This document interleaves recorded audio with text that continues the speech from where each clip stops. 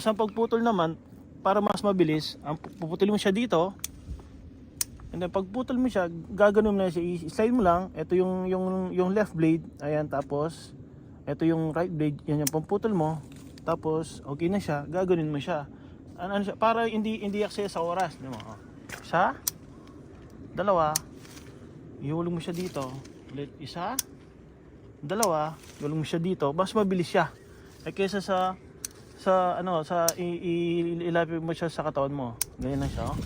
So, isa, dalawa, lagay, isa, dalawa, lagay, isa, dalawa, lagay. Mas mabilis siya.